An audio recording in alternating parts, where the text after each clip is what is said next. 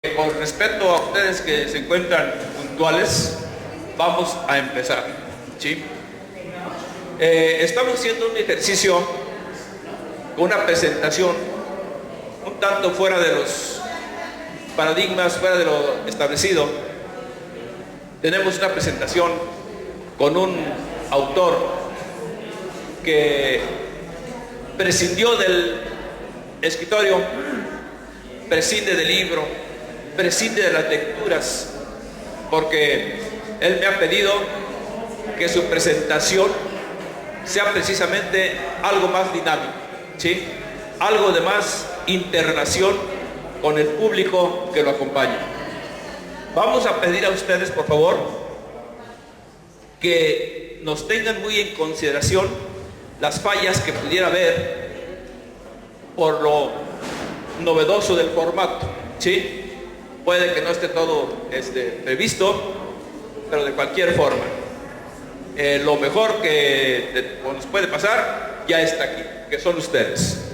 Ustedes son la sociedad que merece mis respetos, merece el respeto del autor, ¿sí? Y vamos a iniciar con un ensamble musical de jóvenes talentos de Arandas que vienen a presentarnos una música que realmente es un retrotraer aquellas costumbres de nuestros antepasados, de nuestros padres y posiblemente de algunos jóvenes de sus abuelos, que se usaba mucho en Arandas, en las tertulias o lo que llamaban las veladas literarias, ¿sí?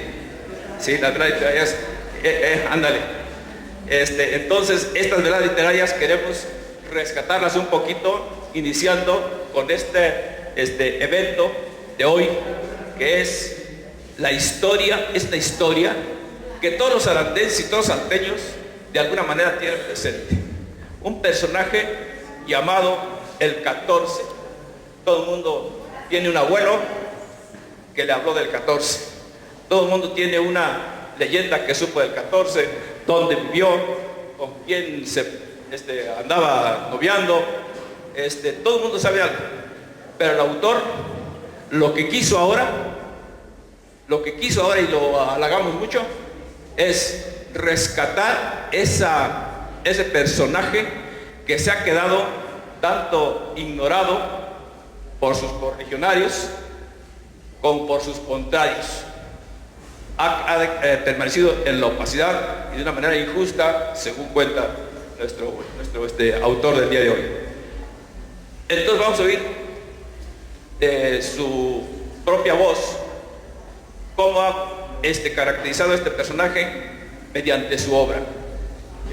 Vamos a empezar ahorita con las jóvenes.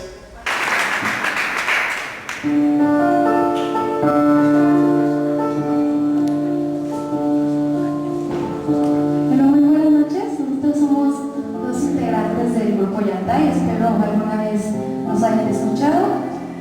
Estamos aquí tratando de que disfruten un poquito más su estancia. Esto es El Coto. Probablemente lo conocen, si no, bueno.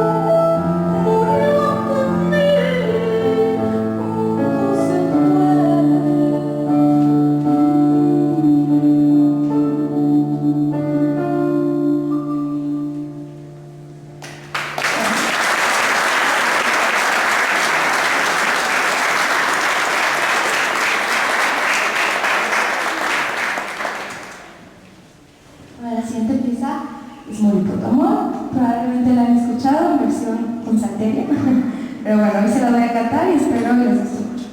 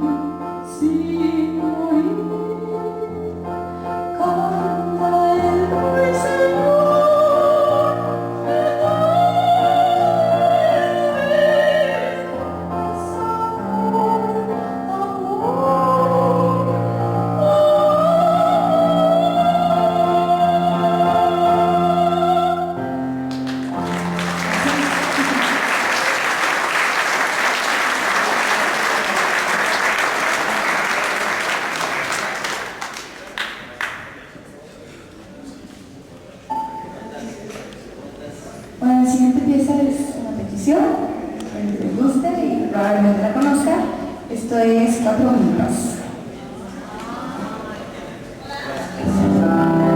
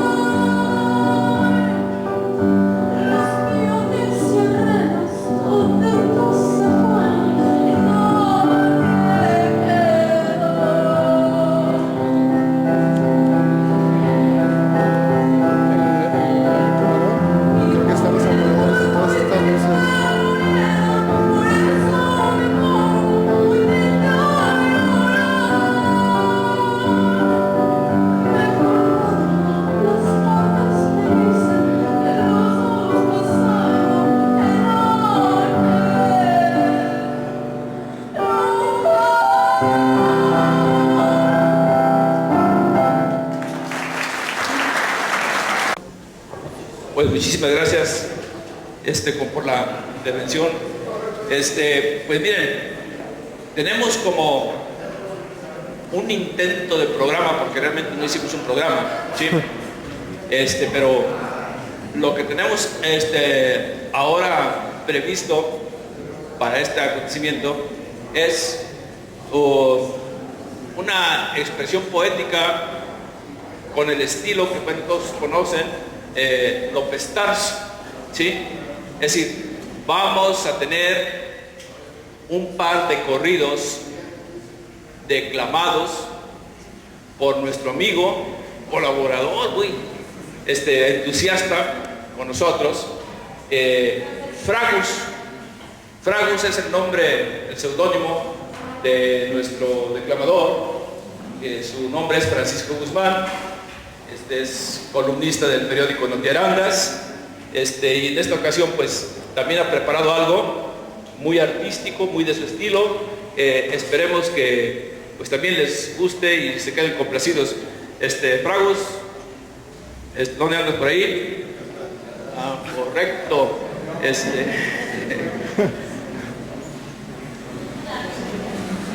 Necesitas que te... Viene él acompañado de su hijo, Jan, que también es un magnífico guitarrista. Y también sus dos personas que nos acompañan, son intervenciones que ellos hicieron, es decir, arreglos que ellos estuvieron ensayando precisamente para ustedes. Se pasaron por ahí sus días, sus noches, haciendo ensayo, haciendo prueba, y pues lo que van a escuchar es el producto de su trabajo, de sus horas libres.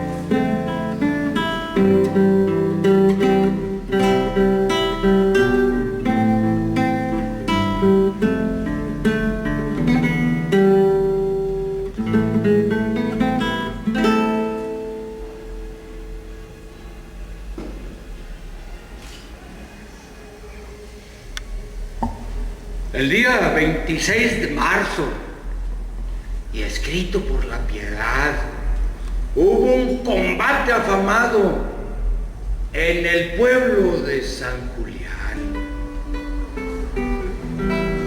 Murieron muchos pelones, murió una gran cantidad. Vitoriano les decía que el día jueves no pelearan, porque era día de los santos y el Señor no perdonaba. Los peloncitos decían que la hora se les pasaba. Vitoriano le manda un parte al señor Miguel Hernández: prepárense con su gente y vénganse todos cabales, que Rodríguez viene fuerte y nos esperan en los planes.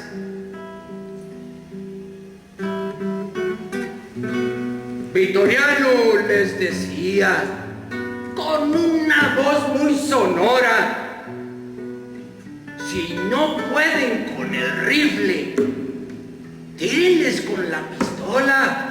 Muchachitos, dense prisa y nos vamos a buena hora. No, la guerra de San Julián, de verla daba pavor. Vitoriano estaba perdiendo, pero le ayudó al Señor. Se viene Miguel Hernández al punto y sin dilación.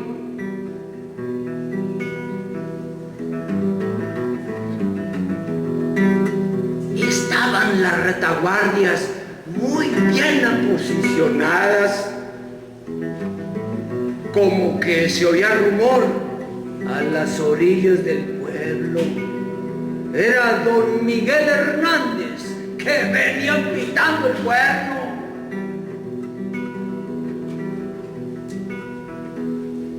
Y ese general Rodríguez, que no hallaba ni qué hacer, se me vienen acercando, decía, y ni un tiro les puedo hacer. Sin duda que les ayuda su divino Cristo Rey. Ese general Rodríguez por la lomita subió. Como traía buen caballo, pues el caballo lo salvó. Tiró la capa y la gorra. Un rebelde la levantó.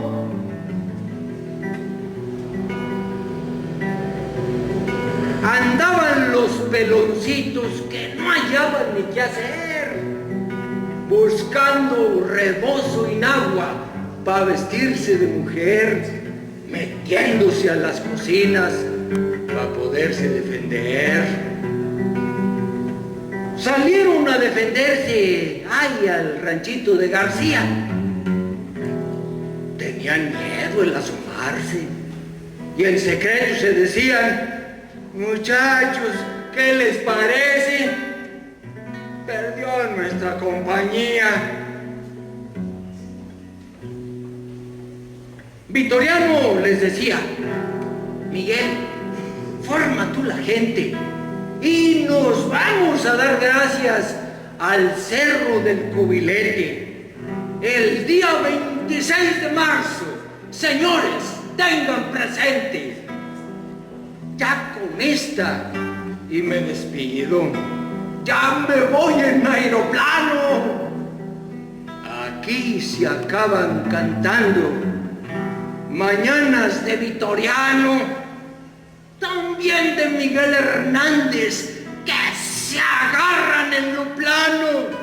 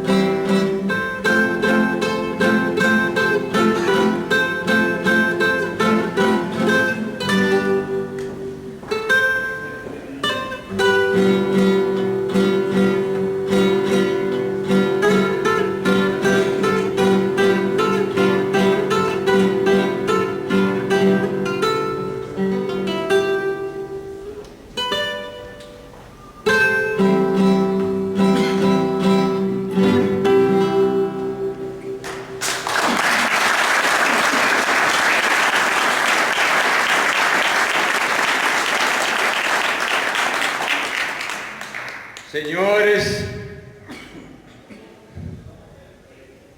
de que me acuerdo, ganas de llorar me dan. Mataron a Vitoriano en ese Tepatitlán.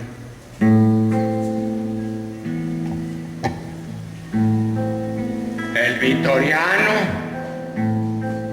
el 14 del pueblo de San Miguel, le dio combate al gobierno para que se acordaran de él.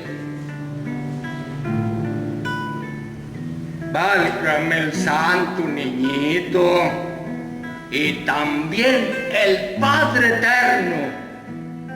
Válgame Dios, Vitoriano, que anda buscando el gobierno.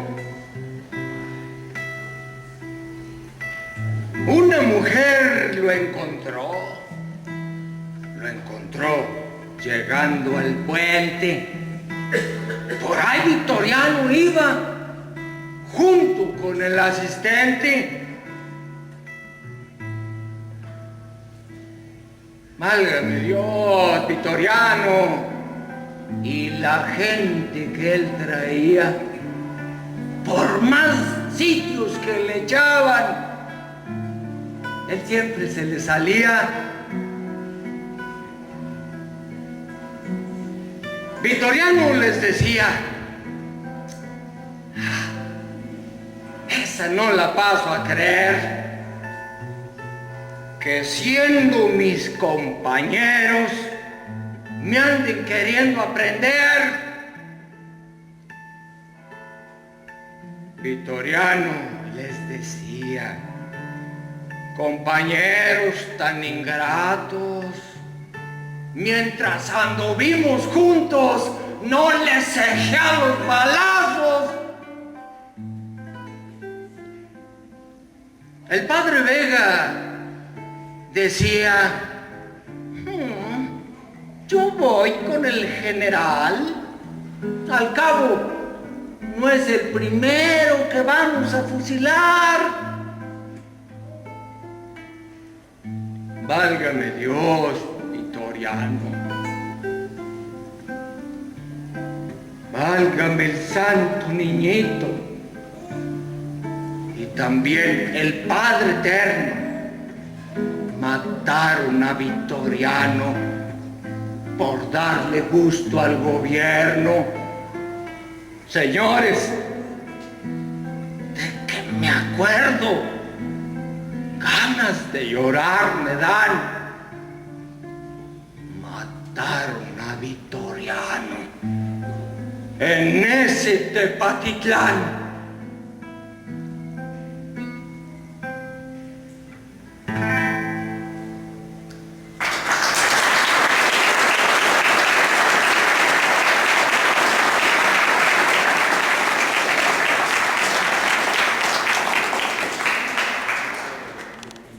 Que, pues, como decía en un principio, emplearon su tiempo para deleitarnos esta noche, ¿sí?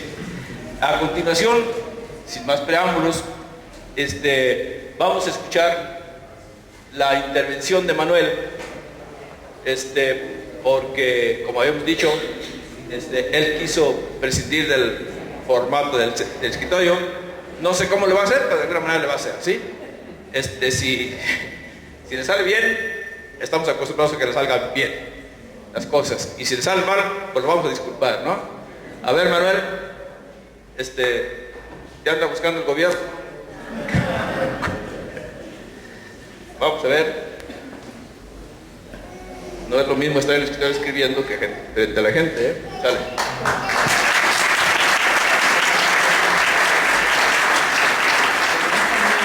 Permítanme ir por un libro para apoyarme. Ándale pues, Adolfo. Ahí te lo encargo. Primero que nada quisiera agradecer a algunas personas que nos han ayudado. Quiero omitir nombres porque son tantos que francamente ocuparía un directorio para mencionarlos, o bien caería en omisiones lamentables que no lo quisiera hacer. En primer lugar, y rompiendo un poco lo que dije, agradecerle al buen amigo Philly por habernos prestado desinteresadamente este magnífico local, que ha dejado que verdaderamente lo ha rescatado, o sea, está muy bonito, lo ha dejado, ¿no?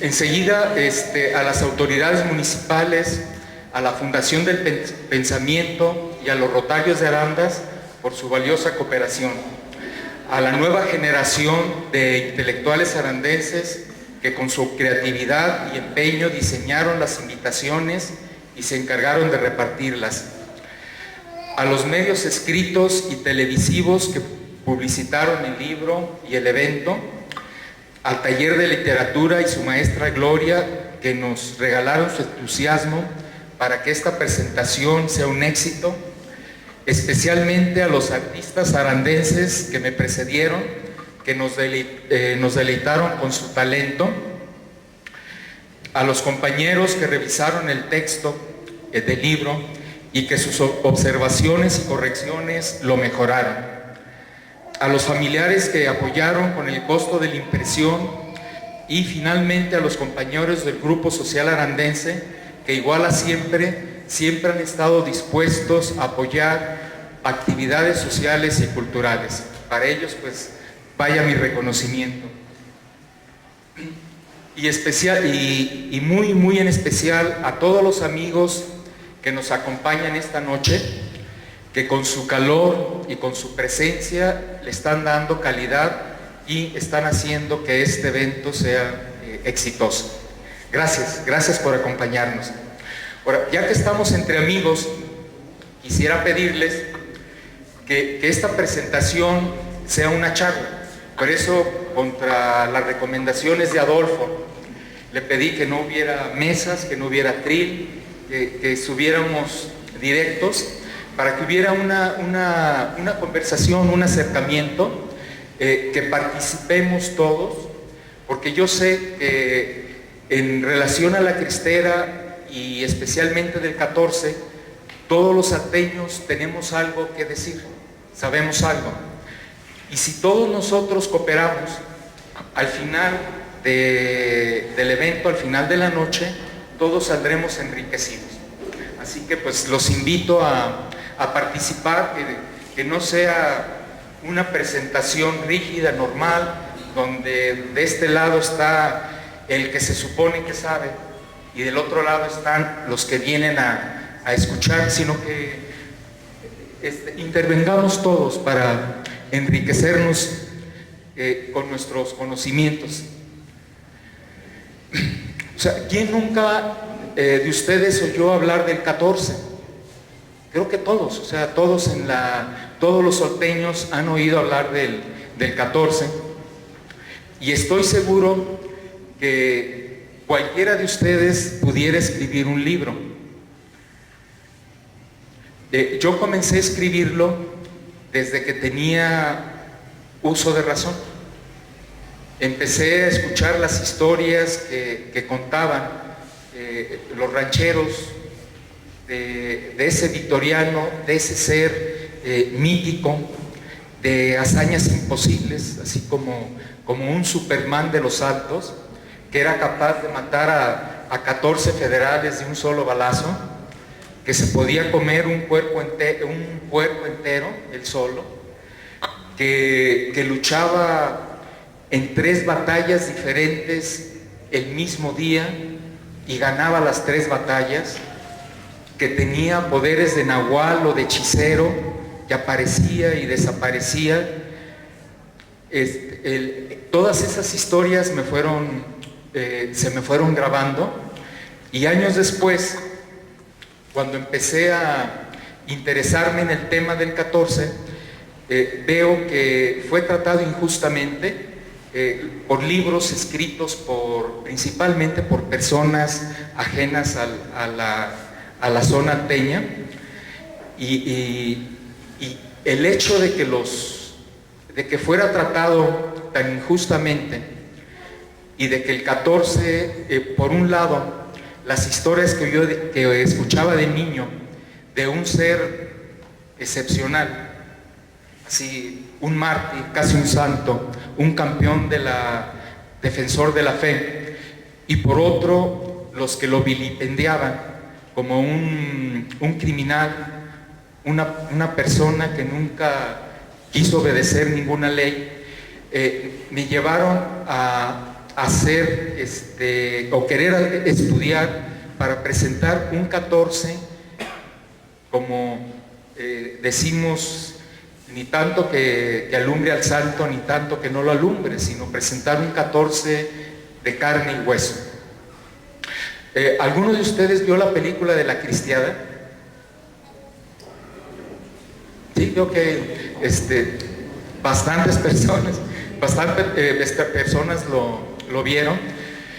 Ese es uno de los muchos ejemplos de cómo el 14 fue tratado injustamente.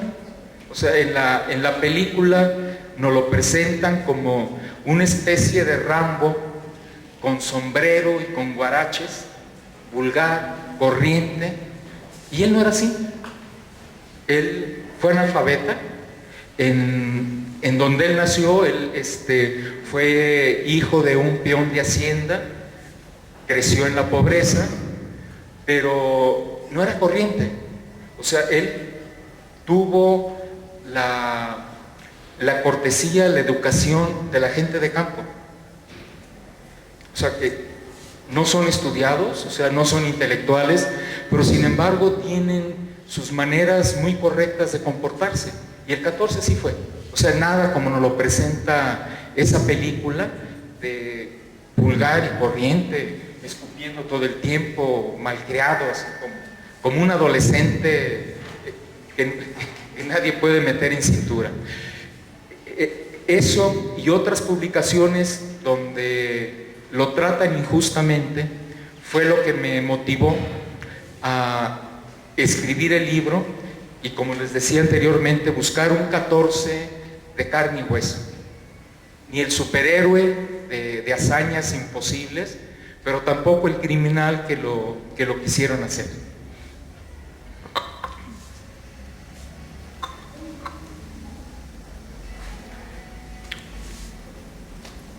Ustedes notarán que el libro tiene aquí bueno, los que tengan muy buena vista, un telescopio, ¿no? Que es novela histórica, ¿no? Aunque por aquí tenemos una compañera que nos dice que no existe que no hay tal de novela histórica, que ojalá también nos intervenga y nos explique por qué.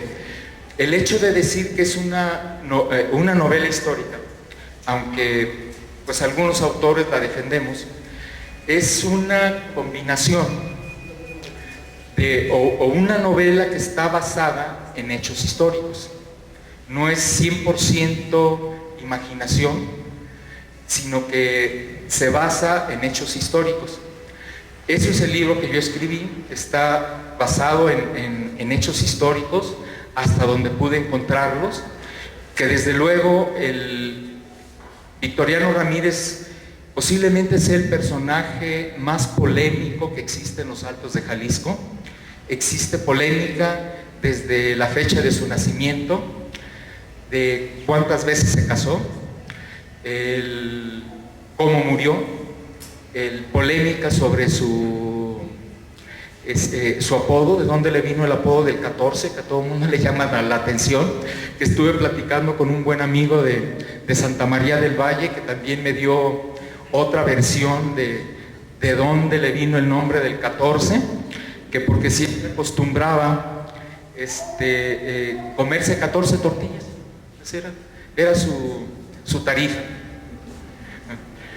Y entre muchas otras versiones de por qué le pusieron el nombre, las cuales doy alguna, las explico en el libro, ¿no? Ahora, quisiera saber aquí de los jóvenes que nos acompañan, ¿a cuántos de ellos lo ha perseguido el suegro con una pistola?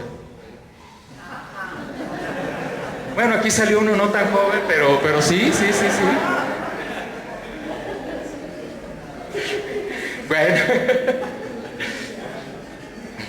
Bueno, la juventud de ahora ya no sabe lo que es adrenalina. Verdaderamente no saben lo que es un suegro que lo esté persiguiendo, pistola en mano, tirándole balazos, brincar cercas, atravesar charcos, correr entre nopaleras, correr entre huizaches. Así era antes. Ahora me dicen que no, que ya no es así. Ahora que los pasan a la sala, a ver, mujer, tráete la botana, les invitan un tequilita, y que ni así se animan. Entonces, pues, verdaderamente los jóvenes de ahorita, pues, se perdieron toda aquella etapa donde los suegros, pistola en mano, perseguían, tiraban balazos, generalmente al aire para no dar, pero pues el que los oía no sabía. Así que en el libro aprovecho de que sea novela, por dos situaciones. Una, que a partir del levantamiento cristero sí existen muchos documentos que avalan todo lo que fue el 14. Toda la historia del 14 es muy conocida y está documentada. Pero antes del levantamiento cristero hay muchos huecos, por no decir un huecote. Entonces, para llenar ese hueco, tuve que recurrir a la novela, a la fantasía, imaginarlo como fue. Hay datos por ahí perdidos, entonces rescatar esos datos, ponerle creatividad y llenar todo eso. Y entonces aproveché para hablar o escribir de los nacimientos, cómo eran los nacimientos en los ranchos hace 130 años, los bautizos, primeras comuniones, los noviazgos de los que estamos hablando, de cómo fue que el 14 conquistaba a sus novias, con suegros, pistola en mano amenazando, y carreras de caballo, que aún es algo de lo que se conserva. Además de relatar la vida del 14, de novelarla, fue para mí un deleite poder hablar de las costumbres de un Arandas que yo viví ya hace algunos años, y que se está perdiendo, o que ya se perdió. No solo sus costumbres, sus usos, e inclusive sus palabras. Hay alguna que siempre se me quedó grabada desde que era niño. Cuando íbamos llegando a Guadalajara, teníamos una muchacha que era nana de una hermana más pequeña, de mi hermana Melina, y al llegar a Guadalajara, que llegábamos de madrugada, dice: ¡ay, cuántos focos en Ringlera! Y se me quedó la palabra grabada, nunca, jamás la olvidé. Y desde luego, pues yo iba a la escuela, yo era estudiado, pues son palabras de gente con poca educación. Es lo que yo pensé por allá cuando tenía 11 años. Pero resulta que años después, cuando yo leo El Quijote de la Mancha, que me vuelvo a encontrar con la palabra, con esa y con muchas más, con el vide, con el truje, con las palabras que usaban los campesinos, que yo juzgaba en aquellos tiempos. Bueno, son palabras de gente poco educada, pero resulta que era un español arcaico. O sea, que la región de los Altos, entre sus muchas características que lo hacen tan especial, conservó ese español, digamos, de tiempos de Miguel de Cervantes Saavedra, y como un tributo a todo eso, trato de hacer una recuperación de esas palabras, de esas costumbres. Y en ello, pues, por eso me baso en que sea novela histórica, porque está escrita sobre hechos reales.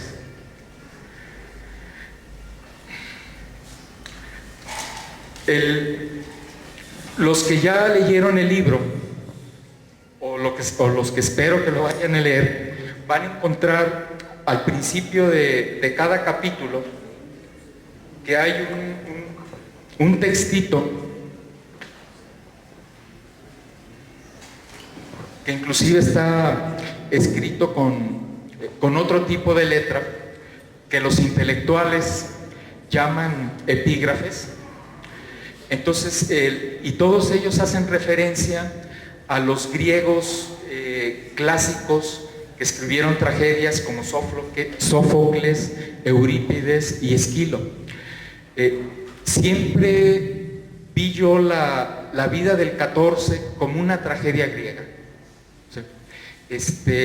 Hay una épica, que es la guerra cristera, hay un héroe invencible, así como hubo un Aquiles, un Ulises, para nosotros hubo un 14, hubo celos, hubo envidias, hubo traiciones y abusos de poder. Finalmente los jefes cristeros sienten envidia de que un ignorante, como un analfabeta, alguien que no recibió órdenes religiosas, alguien que no fue a la universidad, fuera el ídolo de la gente. No importaba quién acompañara el 14, ya fuera el general Gorostieta, que era un general de carrera muy brillante, compañero de Felipe Ángeles, no tan destacado como Felipe Ángeles porque pues estuvo del lado contrario. Él apoyó a Huerta. En el momento en que triunfa la revolución, pues entonces se convierte en un desgastado el general Enrique Gorostieta, pero era un general sumamente destacado. Los compañeros y los de esa época lo equiparan a Felipe Ángeles, y es mucho decir porque Felipe Ángeles pues es el mejor artillero que ha tenido nuestro país. Entonces, no importando que estuviera Enrique Gorostieta con todo su palmarés, que estuviera el padre Pedrosa, a quien consideraban un santo, ni el padre Vega, que era también un magnífico estratega, tal vez el mejor estratega de los cristeros, ni Lauro Rocha, ni Miguel Hernández, ni ningún otro jefe cristero. Los aplausos siempre eran para Victoriano. La gente en los altos lo adoraba, y eso provocó la envidia de los otros jefes cristeros, que a final de cuentas lo mandan a asesinar. Una cosa completamente ilógica, una sin razón. O sea, que al principal combatiente de tu lado lo elimines. Entonces, de ahí que yo siempre vi la guerra cristera y Victoriano como una tragedia griega, y como una aportación de un compañero de estos jóvenes intelectuales arandenses, de los que pronto vamos a oír mucho. Decía que el libro era una tragedia griega ranchera mexicana. Y como en las tragedias griegas, los humanos abusan del poder.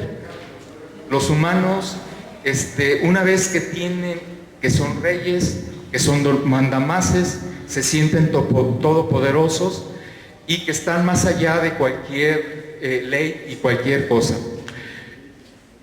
Abusan de ese poder que les dieron los dioses. Sin embargo, los dioses se van a encargar de que esa persona que abusó de ese poder pague sus crímenes. Y así sucedió con Victoriano. Entonces, eso es en pocas palabras lo que viene siendo la novela histórica que escribí. Y sí, me gustaría escuchar dudas, comentarios o cualquier aportación que ustedes quisieran hacer. ¿Sí? Tenía Victoriano Ramírez López ¿Le viene desde niño o ya fue con motivo de la época de la cristiada, que fue del 27 al 29? Sí, dejando a un lado la versión que me acaba de dar este compañero, este amigo de Santa María del Valle, de que le decían 14 porque una tía de él se lo dijo, que porque siempre que llegaba sus 14 tortillas. La versión más difundida y curiosamente la más creíble por increíble la difundió el padre Heriberto Navarrete en su libro Por Dios y por la Patria, de que cuando estaba en la cárcel porque asesinó a un policía que iba a detenerlo, se escapó de la cárcel y en su fuga fueron a perseguirlo una cordada de 14 rurales, que Victoriano se hizo fuerte en los riscos por allá de una quebrada y fue matando uno por uno a los 14. Entonces, por increíble, esa versión es la más creíble. Muchos autores la rechazan, principalmente, y dan una de las explicaciones que tú dijiste. En los pueblos y en los ranchos, los apodos te los ponen desde niño y te quedas con ellos hasta que te mueres. Entonces, sí, no sé si eso responde. ¿Alguna otra intervención? ¿Sí? Ok, gracias. Bueno, a mí se me hace muy interesante este libro. Yo soy aquí de Arandas, pero hace mucho, pues, dejé de vivir por mucho tiempo. Y como gente lo sabe, siempre he escuchado historias del 14. Y la historia que sí, pero es general, siempre donde quiera la escuchas. Pero siempre, hasta donde llegabas, era que había esa historia de los fascinantes 14, o que había matado 14 en un cerro o algo así, ¿sí? Y hasta ahora encuentro un estudio más profundo de este personaje, el cual se me hace muy interesante, de tu parte. Por otra parte, yo no he leído el libro, pero se me hace muy interesante el tema para profundizar en este personaje, que hasta este momento siempre lo escuché, y lo único que escuché siempre hasta ahí, veo un personaje que todo siempre se menciona, pero hasta ahí se conocía su historia, hasta ahí yo conocí su historia, y ahora le oí más comentarios de allá. Y por otro lado te he comentar que, por ejemplo, mi hijo, que es una generación joven, que es un muchacho de 7 años, y que él es de la ciudad, y últimamente viene aquí a Arandas frecuentemente con plan social. Tuvo oportunidad de obtener tu libro, lo leyó y le fascinó, ¿sí? Es muy interesante. Yo te comento esto porque él es un muchacho que no tiene nada que ver con esto, no tiene mucha conexión con este tipo de cosas, pero leyó la historia del 14, tu historia, y se hizo muy fascinante, todos los hechos que narras, es muy importante su narración. Eso no es mi comentario. Muchísimas gracias. Manuel, yo quiero felicitarte por ese trabajo tan minucioso que llevaste a cabo para hacer tu libro, sobre todo que supiste aprovechar las versiones de todos aquellos viejitos que se nos iban muriendo, pero que habían vivido la historia, y que si se mueren sin contarla, son acontecimientos que van a perderse en esa historia. Entonces, por lo que me dices, duraste varios años entrevistando gente, documentándote, y es la forma de hacer un libro. Yo recuerdo que cuando a la mamá de Gabriel García Márquez le preguntaron por qué ella no escribiría, Gabriel García Márquez, ella contestó, pues no escribe desde que se murieron los viejitos que le contaban las historias, ¿verdad? Entonces, esas historias de los viejitos son las que hacen los libros. Felicidades, ¿no? Muchas gracias, Polo. Yo te quiero pedir nos expliques el por qué ese libro. Sí entiendo que acabaron las misas, ¿verdad? Pero ¿cuál fue tu idea al titular el libro Se acabaron las misas? Cuando se acabaron las misas. Sí.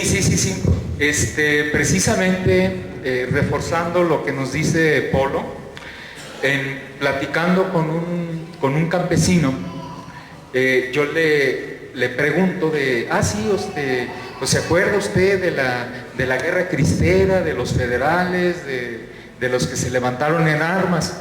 Y entonces él me dice, sí, cuando se acabaron las misas, y se me quedó grabado el título. Parte de, bueno, gran parte de la intención del libro es dar una versión de los saltos, de la gente que vivió la guerra cristera. La mayoría de los libros están escritos por intelectuales, de capitalinos, y yo quise dar más la versión alteña, y de ahí el título que se me hizo así, que describía perfectamente el momento. O sea, no es la cristiada, la cristera, la guerra esto, la guerra el otro, la persecución que ahora le han dado por decir, sino cuando se acabaron las misas, que fue lo que más les impactó a los salteños. Gracias, Marta.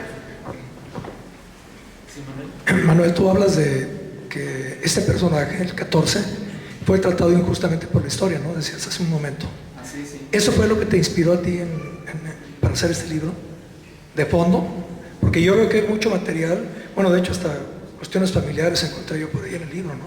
Sí. Y la verdad es impresionante lo que has hecho, y me imagino que también te debió llevar muchos años de estudio. Me gustaría saber cuánto tiempo tardaste en hacer este libro y qué te inspiró en el fondo. ¿Eso? ¿Reconocerlo? ¿Darle un poco de crédito? ¿O qué? Sí, gracias. Mira, fue una combinación de cosas, ¿no? Desde luego muy importante el ver que al 14 se le trataba injustamente. Entonces, y yo ya traía el gusanito desde mis primeros años, desde que tuve uso de razón, de lo que la gente platicaba del 14, de ese personaje tan fantástico.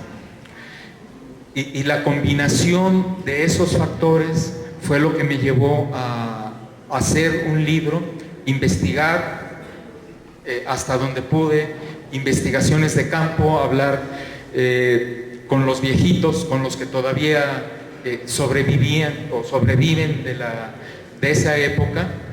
Y sí, efectivamente es un trabajo de varios años, o sea, no solamente de lo que de las anécdotas que yo escuché de niño sobre el 14, de leer todos los libros, todos los documentos que encontré acerca de la cristera, y algunos años de ponerme a redactar, a borrar, a volver a escribir, dárselo a compañeros, a ver qué te parece, escuchaba sus opiniones y finalmente tener el libro. Así es. Al contrario, gracias a ti. Sí, Ismael. En mi familia, los ancestros, hubo dos personajes que participaron en la cristera, y relativo a lo de las misas. Y la versión era que uno de ellos decía, bueno, voy a decir nombres, mi tío Guadalupe Tejeda, y el otro era mi tío Aurelio. No, participaron en la cristera. Pero bueno, posiblemente, sí. Él no decía, pero sí creo. Que los templos se cerraron, son dos versiones. Una que para proteger de la invasión de los federales, y la otra que para evitar exactamente que la gente del pueblo viera profanados los templos. Los dos coincidían un poco en eso. Sí, ese es un punto medular dentro del conflicto y posiblemente el más importante. La gota que derramó el brazo en la guerra cristera y propició el levantamiento fue precisamente el cierre de los templos y suspender el culto. O sea, los salteños no toleraron quedarse sin sus misas. O sea, para ellos la religión era todo. O sea, no tener religión es, no te bautizan, pues no te puedes casar, porque ahorita sí,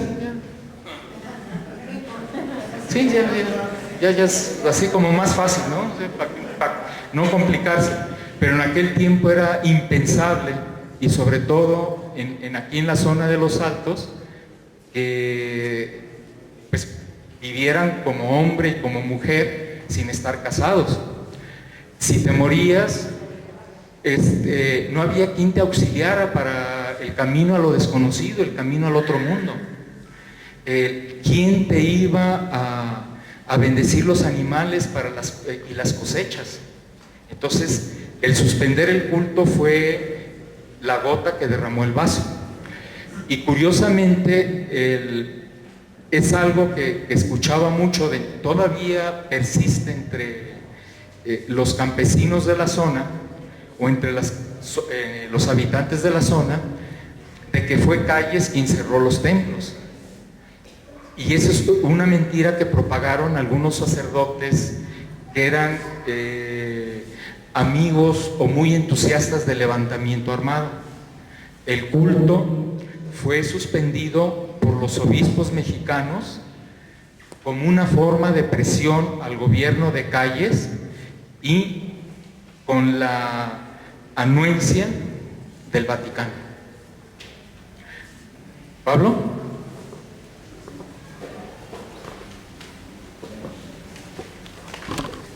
Gracias. Bueno, el otro día estaba hojeando el libro del maestro Fonseca sobre los cristeros y me asusté, porque resulta que Arandas tuvo más muertos que todos los demás pueblos salteños en la cristera, más de 200, ¿no? Bueno, eso dice el maestro, 209 o algo así, cuando... 232. La contabilidad la llevó don Justino Ramos. Cada vez que le decían de un muerto de su parroquia, él anotaba el nombre y llevó esa contabilidad. Tienes otro micrófono ahí, Manuel. ¿Ah, este? A ver si se oye. Sí.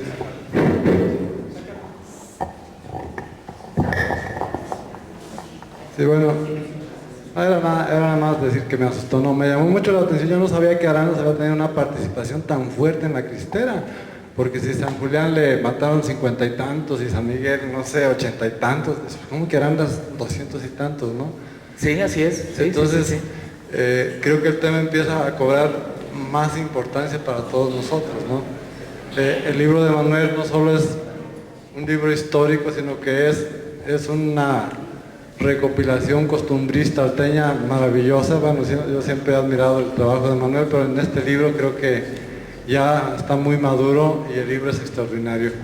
Pero Manuel, dos cosas. ¿Qué es lo más destacado del 14 como cristero? ¿Y qué es lo más destacado? O sea, que te llamas y que dices, a mí lo que me gustó del 14, aparte de estas cosas de cristero, como ser humano. Sí, mira, la primera es que el 14 fue invencible. Sencillamente no pudieron con él, como nos decía Fragus en sus versos, ¿no? Por más dichos que le echaban, nunca pudieron con él. Él siempre se le salía y nunca pudieron con él. El gobierno nunca pudo atraparlo y definitivamente el 14 ganó la batalla más importante hasta en su momento, que fue la guerra de San Julián, que nos la ilustró magníficamente Francisco Guzmán, en la que cambió la guerra. Después de la guerra de San Julián, la cristera fue otra cosa. Antes de esa batalla eran persecuciones, así como una especie de ejercicios militares.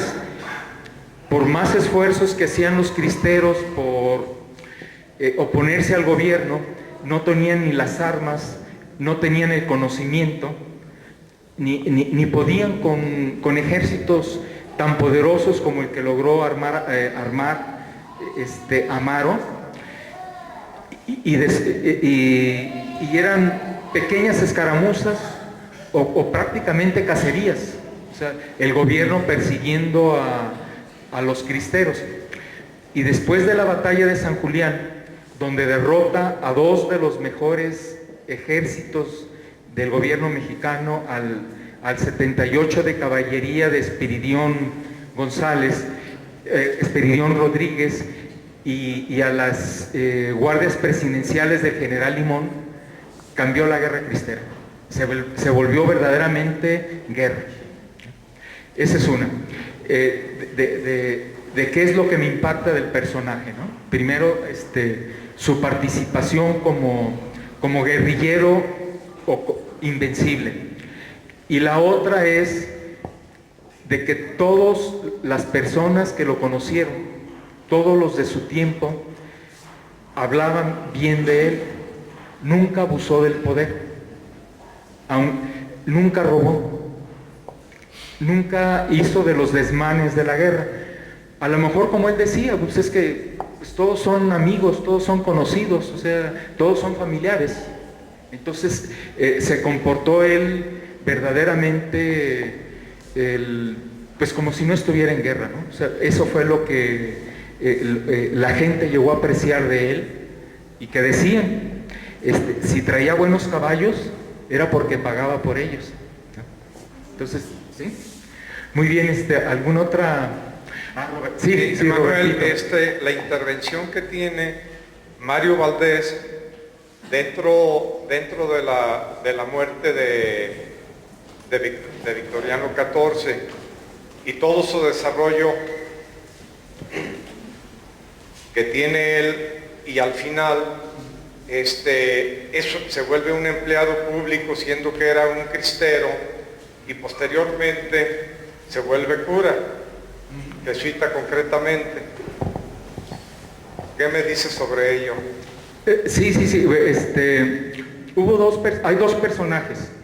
Uno es Mario Valdés, sí, a quien todos los cristeros lo dan como un espía del gobierno que mandó calles, o mandó el gobierno para acabar con la causa cristera.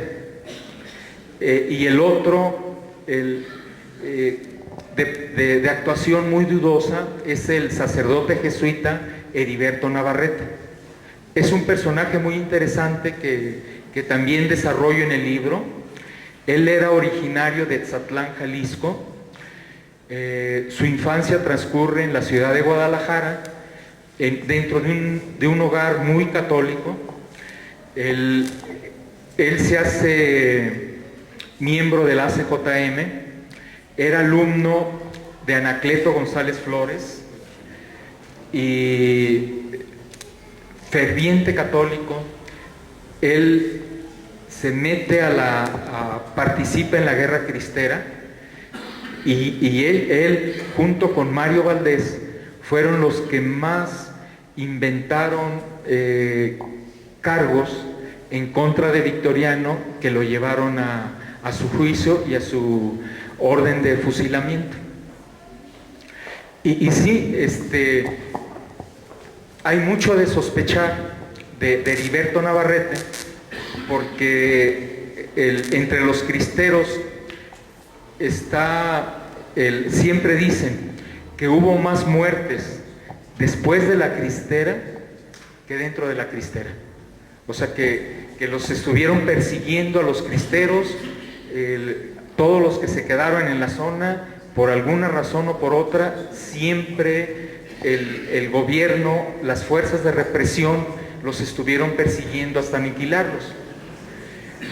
Y en contraste, Navarrete encontró empleo dentro del gobierno, terminó su carrera de ingeniero civil, la había interrumpido por incorporarse al movimiento cristero, y trabajó dentro de oficinas gubernamentales. Tuve la oportunidad de platicar con un alumno de él, después fue prefecto en el Instituto de Ciencias, y él decía que el mismo Heriberto Navarrete les confesaba a los alumnos que de arrepentimiento él se hizo jesuita, y él nunca estuvo, como que nunca encontró perdón para sí mismo de haber causado la muerte de Victoriano. No sé si eso responde a tu pregunta. Muy bien, gracias.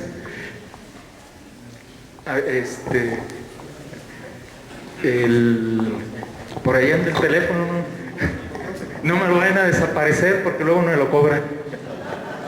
Sí, gracias. Sí.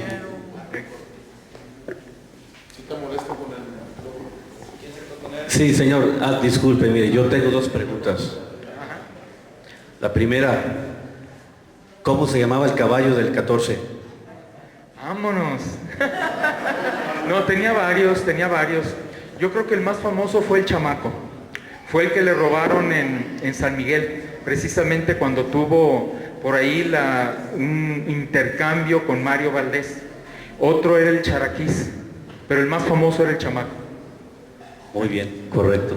Y la segunda, A ver, sí. ¿qué tan cierto es que Victoriano el 14 era infértil, que no tenía hijos, que tenía una muchacha pero que no era hija de él? Esa es mi duda. No, pues no, ahí no sé. Mira, no, pues realmente está muy difícil la pregunta, o sea, reconocidas, pero pues no, eso no asegura que haya sido el papá. ¿Sí? Tuvo una niña, Natalia, con Dolores, su segunda esposa, que era de Santa María del Valle, y que entre otras anécdotas lo dejó por fugarse con otro. Pero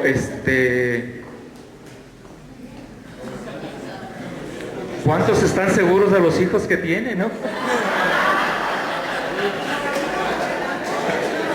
Sí.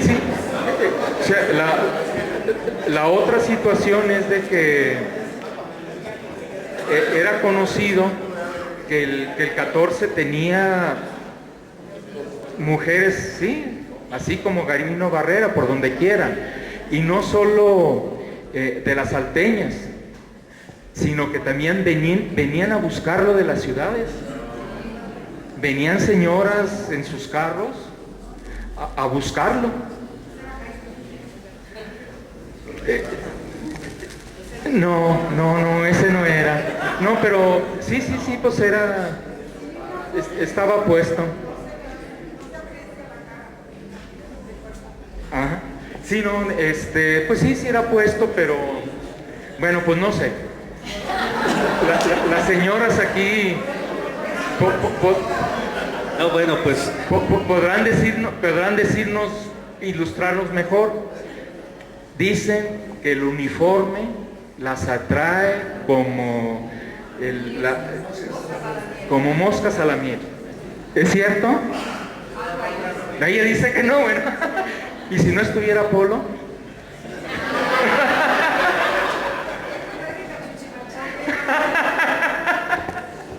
Bueno, pues muchas gracias. De aquí en adelante, pues yo quiero ser como el 14 también. No, pues sí, como cualquiera. Y no mantener a ninguna, ¿verdad? O sea, la dicha del gallo, que tiene a muchas y a ninguna mantiene.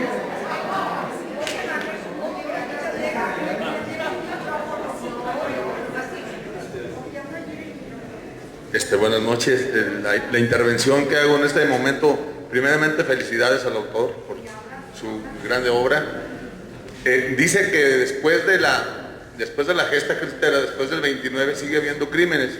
Estoy completamente de acuerdo con usted, pero fue un negocio establecido entre el clero y el gobierno, que se vendían los famosos indultos y salvoconductos para que la gente pudiera salir. Por eso se hace la etapa de la concentración y reconcentración. Para prueba está la anécdota de don Espiridión Asensio, que después le venden el indulto en 50,000 pesos oro, que son 1000 centenarios. Le vende Zeta Martínez, Miguel Zenón Martínez Barba, el jefe de la Cordada Militar, le vende la libertad, y él nada más pone una condición: pasearse con el general en la plaza aquí de Arandas, con el mariachi, y celebrar una misa con Amando J. de Alba para evitar la concentración y tener que irse a las capitales. Por esa es la razón por cual después de la cristera sigue habiendo crímenes, pero nada más es para extorsionar a la gente y sacar provecho de los dos lados. del clero y del gobierno. Nada más fue para puntualizar esa, y felicidades nuevamente, gracias. Sí, no, al contrario, Memo, gracias por tu aportación, ¿no? A ver si, Lalo. Sí, Manuel, mira, primeramente yo te quiero felicitar y veo en este libro un gran prestigio para Arandas en la historia, en el devenir, 50 a 100 años, va a tener mucho lustre para Arandas, nos va a dar mucho realce. La pregunta que yo te quiero hacer es, tú hablas de justicia al 14. La justicia es un término muy profundo y muy debatido. Es uno de los términos que en toda la historia de la humanidad y en casi todos los acontecimientos se está siempre profundizando y hay un gran debate en torno a ella. La pregunta que yo te hago a ti es, dentro de la investigación que tú realizaste para obtener la conclusión que nos planteas en cuanto a que fue injusta la historia con el 14, agotaste todas las líneas de investigación posibles para que no quedara duda de esto que tú estás planteando, de que fue injusto, o sea, no hay ningún resquicio en donde se pueda filtrar la polémica en cuanto a que hubiera una corriente que dijera, no, pues fue justa su ejecución, sobre todo su muerte. ¿Agotaste tú en tu investigación todas las líneas posibles para llegar a esta conclusión? Gracias. Sí, mira, está muy difícil decir agoté todo, ¿no? Posiblemente en algún lugar exista algún archivo o muchos testigos se lo llevaron a la tumba, ¿no? Pero hasta todo lo que hay accesible, sí fue muy injusta la muerte del 14. No solamente injusta, fue absurda. Y hay una anécdota, si me lo permiten, aquí bueno, pues ya todo el mundo dice malas palabras, ¿no? Si me lo permiten aquí los amigos, el mayor enemigo que tuvo Victoriano Ramírez fue el general Zeta Martínez. Él quería atraparlo a como diera lugar.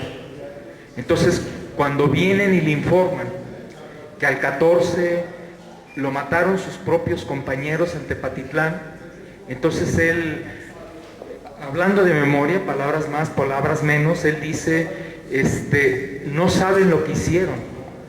Mataron al 14 sus compañeros pendejos. Ya le cortaron la cabeza a la cristera. De la cola, déjenmela a mí. Entonces, en relación a la ejecución del 14, no tengo duda, ninguna duda, que fue lo más injusto, y no solamente injusto, sino como dijo el general Zeta Martínez, lo más pendejo que pudieron hacer los cristeros.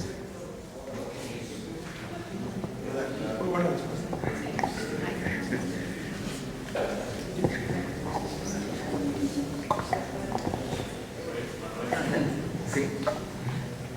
A mí me encanta lo de la historia y relatos de veras de los abuelos y todo eso. Hay muchas historias de mi suegro que contaba que en la hacienda de Guadalupe se reunían como ahí a las afueras del templo. Ajá. Y que mi suegro quería alistarse en el movimiento. Entonces que llegaron con el 14 y le preguntaron, oye, ahí anda un muchacho que quiere alistarse con nosotros. Se acercó mi suegro y que el 14 lo vio y dijo, pues solo que te traigas una chiva para acabarlo de criar. No, muy buena anécdota. Sí, hay muchas anécdotas, muchísimas para agotarse lo de Victoriano. ¿Querías participar?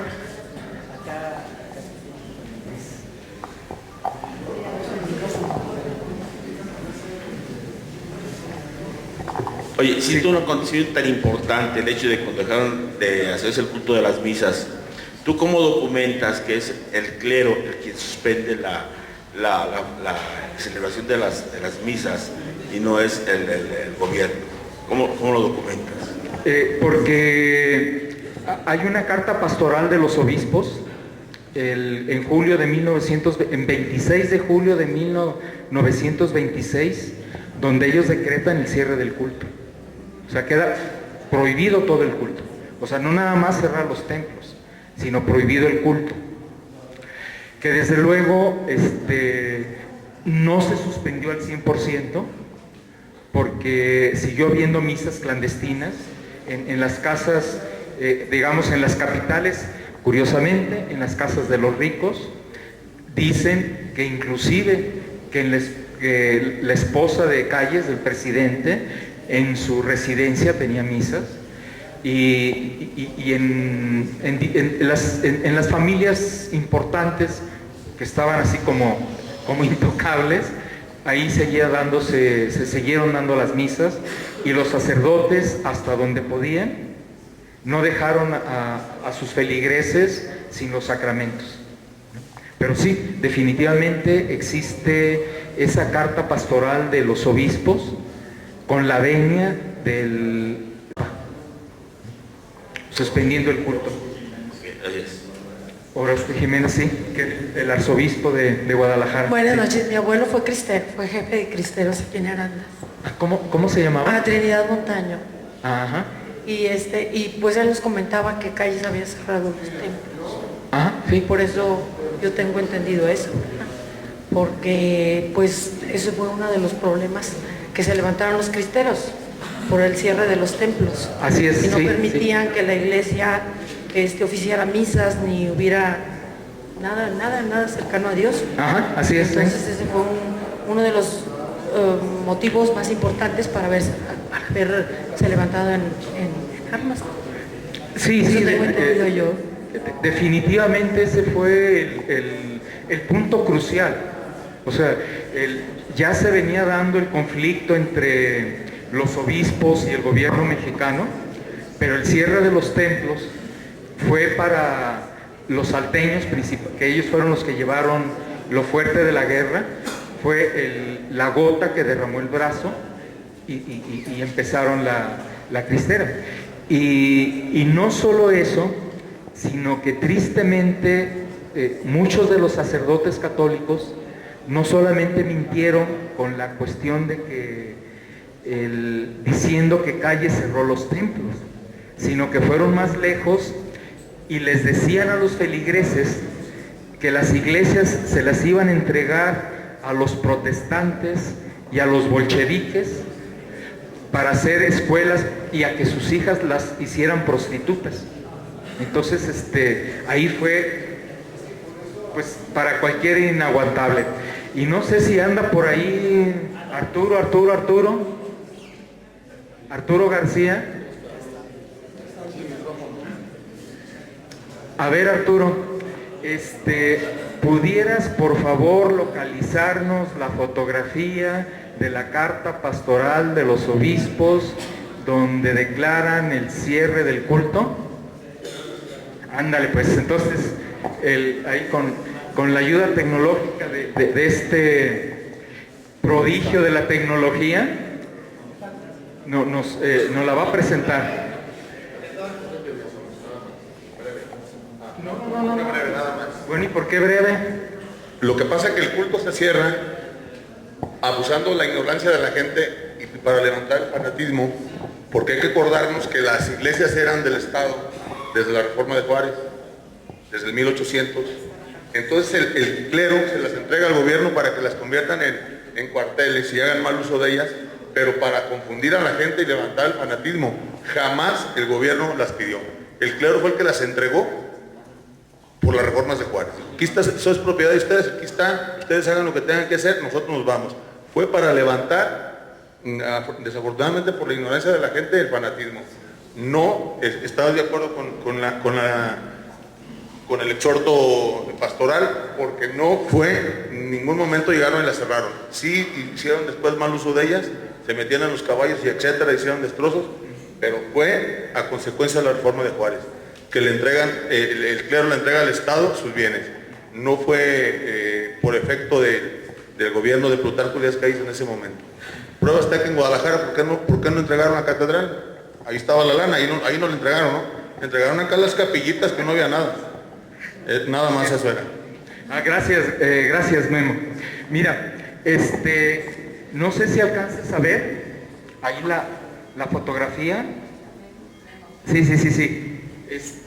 Si gusta, señora, alcanzas a ver o la leemos, es carta pastoral colectiva del Episcopado Mexicano decretando la suspensión del culto público en toda la nación. México, julio de 1926.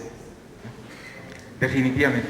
Y el levantamiento cristero ocurre el 1 de enero de 1927, a los 6 meses de eso. Ahora, hay una cosa muy interesante, que después del cierre de los templos hubo un último intento por parte de los obispos de frenar lo que venía. Tuvieron una entrevista con Calles, en donde le dijeron que si él se volvía un poco flexible en cuanto a las leyes del culto público, los obispos estaban dispuestos a reanudar el culto. Y sin embargo, Calles, hay que reconocer, de parte del gobierno, pues prácticamente los mandó por un tubo. Y eso fue prácticamente el rompimiento y el inicio de la guerra cristera. ¿Sí le queda claro, señora? Gracias. A ver, Miguel.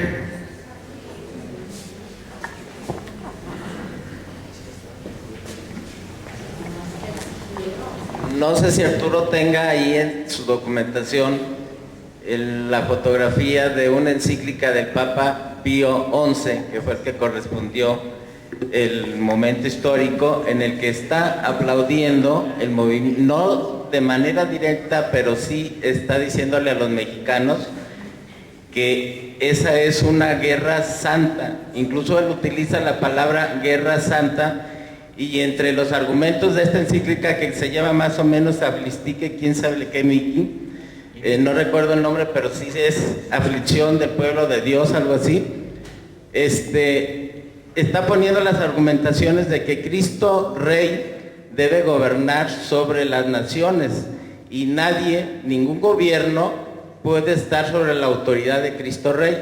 Por lo tanto, los mexicanos están autorizados a levantarse en armas en una guerra santa para defender su religión.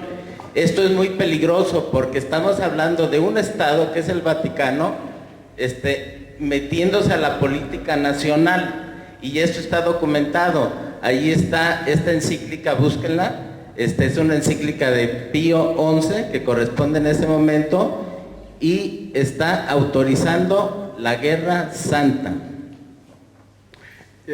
Sí, gracias, Miguel. Mira, no creo que Arturo con su buen repertorio la tenga. Sí, la Iniques Aflistique es el nombre de esa encíclica, donde prácticamente el Papa Pío XI le da la bendición al levantamiento armado. O sea que los católicos mexicanos tienen todo el derecho de luchar por su libertad religiosa. Gracias, Miguel. Bueno, yo como lector quiero agradecer que hayas escrito, porque gracias a los que escriben nosotros podemos leer. Fue muy grato para mí recibir el libro esta mañana, me lo consiguió Héctor, que es mi tocayo y mi colega. Y fue más grato todavía el toparme con palabras que yo escuchaba decir a mi abuelo y a mi bisabuela, que yo también me topé con eso en el Quijote. Ya no me dejaste presumirlo antes. Yo disfruté mucho escuchar el Quijote. Jamás pude llegar más allá del capítulo 10 o 12 porque me dormía, se me caía de las manos. pero escucharlo es delicioso. O sea, se puede escuchar ahora, lo puedes bajar en la computadora y lo puedes escuchar en tu coche, o lo puedes comprar en unos discos que son mucho más caros, pero es mejor bajarlo ahí porque ahora todo se baja gratis, ¿no? Encontré, por ejemplo, cosas como cuando el bautizo, acá apenas llevo unas cuantas hojitas, pero le gritaban al padrino que dé bolo para que el niño no salga pedorro. Sí, el bolo, padrino. Como todos los mitos que de repente va silvanando, esa parte a mí me agradó mucho, porque así como todos los que estamos en esta tierra tenemos por lo menos un pariente cercano, medio o lejano en Estados Unidos, también todos tenemos algún ancestro que fue cristero, fue ayudante de un cristero, o fue matado en la cristera. O sea, si le escarbamos, todos tuvimos por lo menos un vecino. Sí, y por tanto la novela yo la veo como parte de nuestra historia, y subrayo nuestra porque finalmente es parte de lo que somos hasta ahorita. Y como vecino nacido, criado y trabajado en este lugar, te puedo decir algo, y eso sí es una acotación prudente. Cuando tú dices que mucho se perdió, lo que se perdió, yo creo que este es un buen intento por rescatar cosas que a futuro sí de verdad se van a perder. Pero sobre todo cuando haces la mención de que los epígrafes se llaman epígrafes, todo, ahí hay una cuestión de los que se van, regresan, inconscientemente tienen mucho la idea de que el pueblo es como lo dejaron. Sí. Y sí pasa mucho eso, porque los que estamos acá vemos todo el desarrollo que va evolucionando. Ya no es la ciudad de cuando se fueron, es otra. Es como otra tragedia griega. Pero siempre serán bienvenidas obras así. Tú, por supuesto, muchas gracias por escribir. Gracias, muchas gracias. Manuel, buenas noches. ¿Qué tal? Por ahí me llegó noches. una pedradita que la recibí, pero bueno, no te la voy a contestar. Yo quiero, primero, en la mañana te lo dije, lo que elogio de tu libro es el lenguaje. Creo que el lenguaje es la forma de acercarnos a la gente. Y cuando a la gente le hablas en su propia lengua, con sus propios dichos, con sus propios usos y costumbres, te acercas a ella.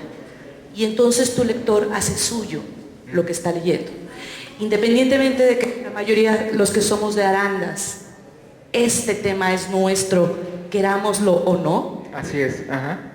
Porque lo traemos en la sangre, el lenguaje que utilizas es muy acertado, tienes una narrativa también muy ágil, que no lo he terminado de leer, pero ya estoy enganchada. A los que no lo han hecho, les recomiendo que lo compren. Algo, más bien mucho nos va a dejar, y felicidades nuevamente. Muchas gracias, Licha. Muchas gracias.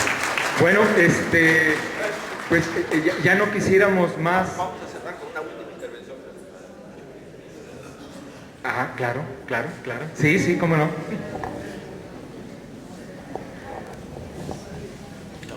Yo también soy arandense, compañero de Manuel en la primaria.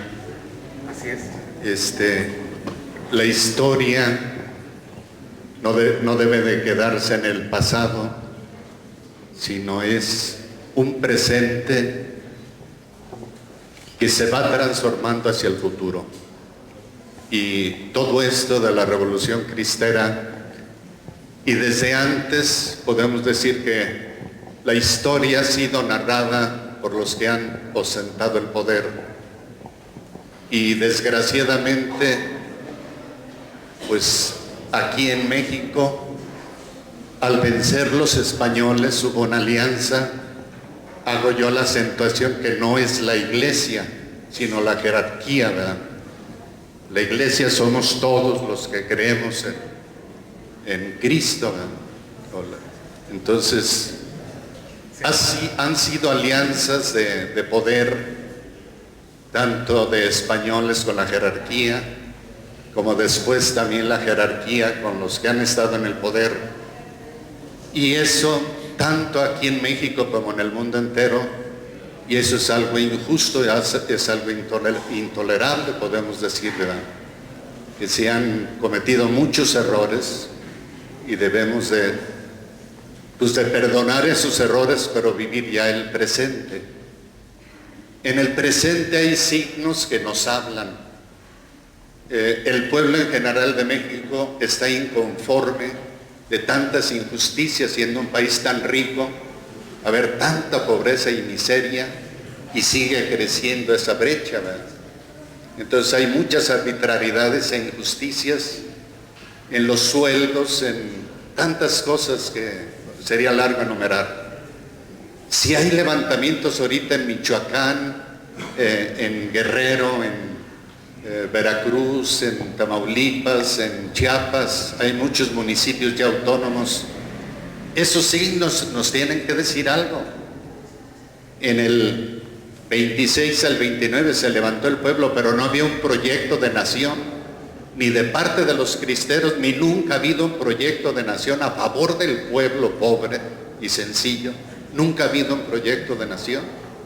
Entonces yo pienso que los jóvenes tienen un papel determinante actualmente, y las futuras generaciones, que tienen que ir pensando en un proyecto de nación en donde sea a favor del pueblo, por el pueblo y en beneficio de todos los mexicanos.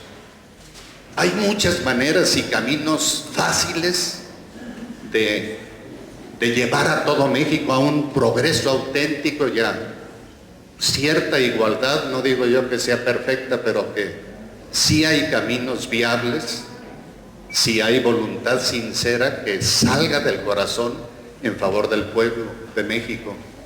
Es un pueblo trabajador, es un pueblo noble, es un pueblo que tiene una raíz, y diría yo sin avergonzarme, es una raíz en donde es un río de luz que se va a proyectar de una manera casi infinita y eterna en Santa María de Guadalupe. Yo he descubierto que está viva, y gracias a esa mujer humilde y sencilla y viva y solidaria con el pueblo de México, se sostiene la fe del pueblo. Y esta mujer Dios la escogió por sencilla, pequeña y humilde, y pequeña de 14 años probablemente, la escogió para que fuera la madre de su hijo. Y yo veo ahí que en esa viva imagen de Santa María de Guadalupe está presente vivo el Dios de la gran verdad, que es en aquel entonces el sol, que era Tonatiuh. La Virgen asumió a Tonatiuh para que sea el Dios de la gran verdad. Son 144 rayos que se extienden en esta bendita imagen viva, y 12 por 12, la Virgen se apareció el día 12 y del mes 12, son 144 rayos, signo de la plenitud y de la fuerza divina en favor del pueblo y de sus hijos. Y en el vientre está la flor de 4 pétalos, que es el Tloquenahuaque o Meteot, que significa el centro del universo, el Dios que se acerca a nosotros, que está junto a nosotros y en quien cabemos todos. Con esa fe viva en este Dios que es el Dios de la gran verdad y el Dios poderoso a favor de los sencillos y humildes, yo pienso que sí puede haber un proyecto de nación en favor del pueblo de México y con la participación de todos los mexicanos. Gracias, Chuy, por tu intervención. Y sí, definitivamente los mexicanos nos merecemos algo mejor. Bueno, ya finalmente, como prometí no decir nombres, no quiero mencionar a un compañero que ha sido el principal promotor del libro, y que seguramente le falta algún tornillo. Si no, piénsenlo ustedes, quien trabaja, deja su familia, sin ningún interés, más que causar alboroto. Es todo lo que le gusta, causar alboroto. Deja unas vacaciones en Nuevo Vallarta por acompañarnos, pero pues, entonces ustedes díganme si está bien o está mal. Les agradecemos mucho que el compañero Adolfo nos despida, nos invite a un brindis, a unos canapés, y ojalá sigamos con nuestra charla. Gracias, buenas noches.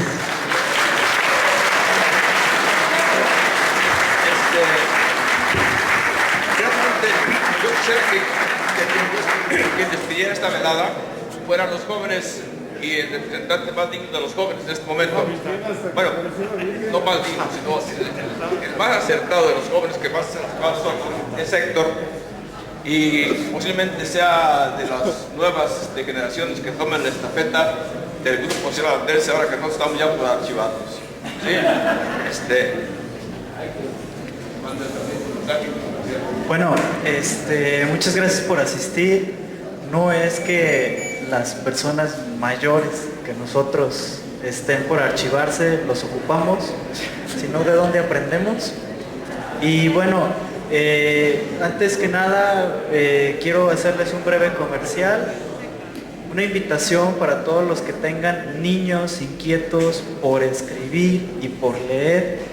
Está próximo a abrirse un taller de literatura infantil el próximo 10 de marzo, lo voy a coordinar yo, me dieron la oportunidad en la Casa de la Cultura, entonces los esperamos a sus niños, no va a ser en la Casa de la Cultura, va a ser en la biblioteca viejita, como le decimos, María Elena. Allí esperamos a sus niños, están invitados, pasen a inscribirlos a la Casa de la Cultura. Tienen de aquí hasta el día 10 de marzo para anotarlos, por favor. Ocupamos promover las actividades de lectura y escritura y no hay como que se diviertan los niños, que lo aprendan con diversión, vamos a intentar. Y ya para cerrar, pues los invitamos a que pasen a comprar el libro, allá está a la venta en 2 puntos, que pasen a echarse un tequilita, una botanita. Y bueno, aquí terminamos. Muchas gracias.